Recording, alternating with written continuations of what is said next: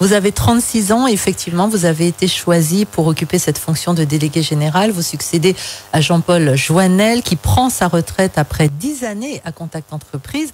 Alors j'ai lu votre CV, mais si vous deviez vous présenter, vous diriez quoi ? Je dirais que je suis un Martiniquais de 36 ans, qui a effectué toute sa scolarité jusqu'à la classe préparatoire HEC en Martinique, qui est parti faire ses études en école supérieure de commerce à Nantes, qui a acquis de l'expérience sur le territoire hexagonal et à l'étranger, afin de mettre ses compétences, son profil à la disposition, au service de son île à laquelle il est profondément attaché. Alors c'est un CV très riche, c'est vrai, mais rempli de diverses compétences et expériences. Mais si vous deviez nous dire celles en fait qui sont fondamentales pour occuper ce poste à la délégation générale de Contact Entreprise, ce seraient lesquelles ? Je dirais qu'il y a eu un déclic quand j'ai eu à exercer les fonctions de directeur du pôle économie de la Maison de Martinique, où mes missions étaient orientées autour de marketing territorial, d'attractivité. J'ai eu ce petit déclic aussi par rapport à un proverbe que j'ai lu de Frantz Fanon, qui dit que chaque génération dans une relative opacité doit découvrir sa mission, la remplir ou la trahir.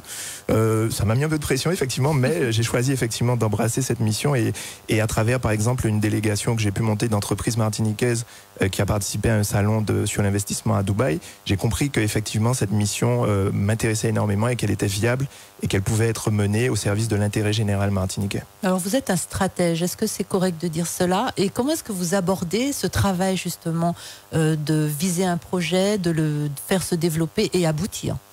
Stratège, ce n'est pas totalement faux, mais ce serait peut-être un peu réducteur. Non, l'idée c'est effectivement d'avoir la vision d'ensemble autour des problématiques qui concernent les entreprises, les intérêts des entreprises martiniquaises. C'est-à-dire, par exemple, pour des questions d'attractivité, de bien prendre en compte l'ensemble des éléments, l'ensemble des structures qui travaillent autour de cette question d'attractivité économique, l'ensemble des intervenants, l'ensemble des interlocuteurs, afin de pouvoir les mobiliser, de pouvoir les fédérer et de pouvoir faire en sorte qu'un projet des plus co-construits, des plus communs puisse aboutir et viser vraiment le fait de fédérer et viser des actions les plus communes pour qu'elles soient validées par l'ensemble de la population. Alors vous prenez ces fonctions dans un contexte social particulier, économique également assez tendu. Il y a des problématiques qui touchent des entreprises et certaines en particulier qui sont la cible d'ailleurs, le suivant dans l'actualité. Comment est-ce que vous entendez vous positionner par rapport à cela ? On sait que Contact Entreprise a l'occasion effectivement de monter au créneau. Oui, nous travaillons, ça fait partie des missions effectivement de valoriser, de démocratiser l'entreprise, mais aussi de défendre l'entreprise martiniquaise dans toutes ses caractéristiques, l'ensemble des entreprises martiniquaises. Et effectivement, nous avons l'occasion de nous exprimer quand nous estimons que l'entreprise martiniquaise est peut-être un peu trop souvent la cible d'événements qui ne la concernent pas directement ou qui vont à l'encontre de l'intérêt général martiniquais.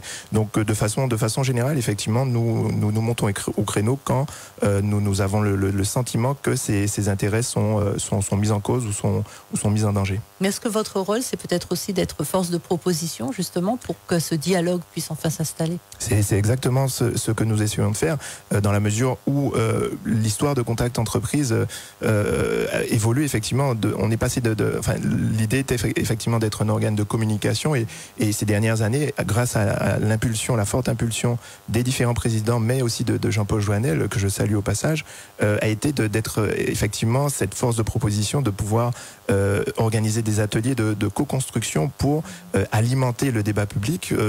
Sans s'assimiler à un think tank, l'idée est vraiment de porter de la matière concrète, donc à travers les ateliers du BTP, à travers les ateliers d'attractivité économique au sens large, mais aussi sur l'économie bleue, ou les ateliers de Saint-Pierre qui ont pu être organisés sous l'impulsion, mais de façon co-construite et participative par Contact Entreprise. Oui. Et sur cette problématique qui nous touche en ce moment, chlordécone, est-ce qu'il y a déjà une réflexion engagée au niveau de Contact Entreprise ? Il y a énormément de réflexions. C'est une problématique qui touche tous les Martiniquais et les intérêts martiniquais. Il y a des réflexions qui sont en cours au niveau de Contact Entreprise en partenariat avec d'autres organisations professionnelles qui sont en cours. va pas s'apesantir là-dessus, effectivement, mais l'idée, effectivement, est de se positionner sur cette problématique de façon très claire. Et les travaux sont en cours, oui. Alors, vous faites partie de ces talents d'outre-mer qui ont été récompensés, et vous faites aussi partie de cette... donc, sur ce site Talents des Outre-mer, vous avez publié un article très intéressant qui était intitulé « Urgence démographique ». Et vous décrivez les Domiens qui rentrent dans leur département sont en majorité ceux qui n'ont pas trouvé d'emploi dans l'Hexagone et se retrouvent sans activité également dans leur département d'origine. En fait, vous déclinez évidemment toute cette problématique de ce vieillissement de la population martiniquaise, mais surtout le départ des jeunes. Et vous dites que ceux qui rentrent ont souvent des difficultés. Est-ce que ça a été votre cas ?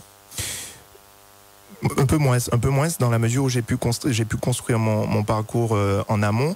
Ceci étant, donc, cet article était issu de la lecture que j'ai pu effectuer des travaux de Claude Valentin-Marie, martiniquais, qui travaille à l'Institut national des études démographiques, issu donc de l'étude Migration, famille et vieillissement, qui faisait ces constats.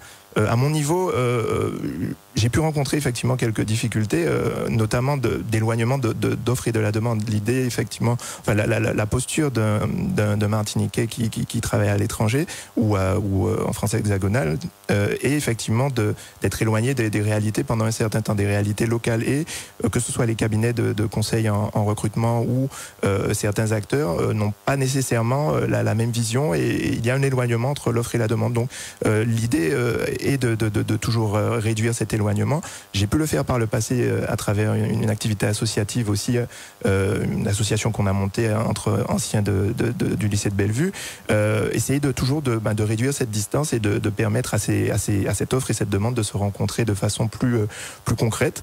À mon niveau, ça a été extrêmement difficile comme les constats que Claude Valentin-Marie peut faire, mais oui, quelques écueils ont été rencontrés, bien sûr. Et aujourd'hui, à votre poste à la délégation générale du Contact Entreprise, vous êtes aujourd'hui aux avant-postes justement pour proposer à ces jeunes qui reviennent peut-être ces emplois au sein des entreprises qui recrutent, c'est-à-dire pouvoir mettre nos jeunes, qui sont souvent d'ailleurs très formés. Je précise en détour que vous avez passé quelques années au Mexique également, vous avez une expérience internationale, et qu'on a besoin finalement de ces compétences-là ici. Oui. Et pourquoi est-ce qu'on n'arrive pas encore finalement à pourvoir ces postes de management, Donc il y a cette question de l'éloignement entre l'offre et la demande.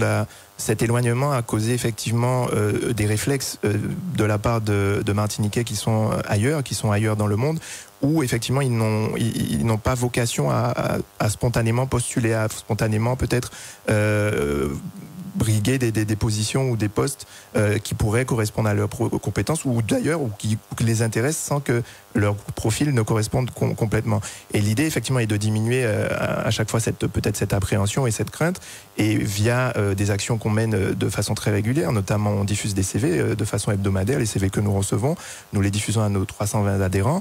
Nous organisons des visites régulières dans les lycées, nous avons un partenariat avec le rectorat. L'idée vraiment est de considérer la question de l'attractivité et de cette question de l'éloignement entre l'offre et la demande de façon globale. Et donc, à travers les actions que nous menons auprès du rectorat, auprès de certains lycées, auprès donc des professionnels de nos adhérents, mais aussi du monde économique dans son ensemble, d'essayer de sensibiliser à ces questions. Si vous deviez nous dire ce qui freine encore justement notre économie d'une manière plus générale, ce serait quoi, selon vous ? Qu'est-ce qu'il faudrait faire ? Je n'ai pas la prétention d'avoir la réponse précise à cette question. Ce que je dirais, c'est, je crois que le travail en commun et la co-construction d'un projet économique martiniquais qui pourrait mêler l'ensemble des organismes et des organisations, l'ensemble des acteurs, serait déjà une solution intéressante. Il y a des velléités en ce sens, il y a une volonté, peut-être qu'elle mérite d'être mise en avant, de rapprocher les différents organismes dans un premier temps, mais aussi, comme est la mission de Contact Entreprise, de rapprocher différents mondes, les médias, les politiques, l'État, le monde des élus, le monde de la jeunesse, donc à travers l'Académie de Martinique, et vraiment permettre à ces différents mondes de se rencontrer pour co-construire ce projet commun. Alors, Contact Entreprise à 30 ans, vous en avez 36, donc on va dire que vous avez quasiment le même âge, mais vous êtes face à vous effectivement des chefs d'entreprise qui sont là depuis le début, etc. Vous arrivez à vous faire entendre? Oui, pour l'instant, ça se passe très bien, dans la mesure où j'ai pu avoir, en dépit de mes 36 ans, plusieurs casquettes, responsable associatif.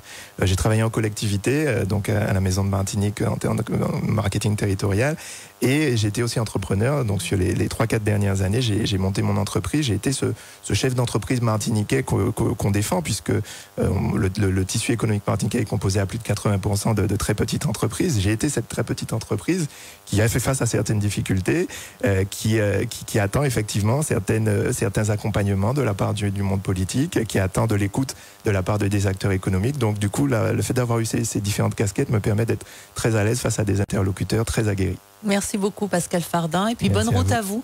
Je rappelle que vous êtes le nouveau délégué général du Contact Entreprise. Merci.